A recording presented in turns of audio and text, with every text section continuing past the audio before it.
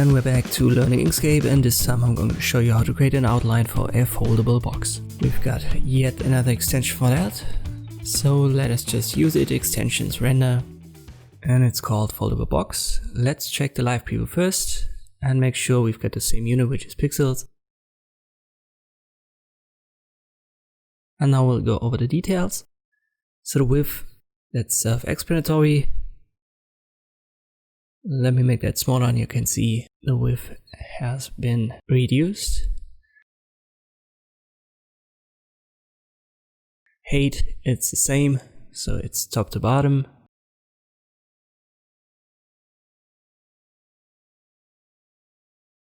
The depth might be a little bit more interesting. Let us do that, and you can see if we go down, for example, to 10, these foldable parts on top have become very small. And if we make that bigger, our box later on has a much bigger depth.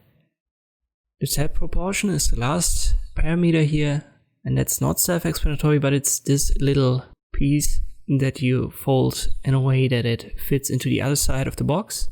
So the lowest value for that is 0.1 and the highest is 1.0, so whatever you type in, it's automatically going to adjust it to that range of 0.1, which is the smallest one, and 1.0.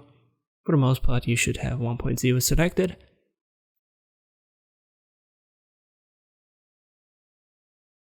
If you've got what you want, just click on apply, and now it's a regular object, and you can export that under file.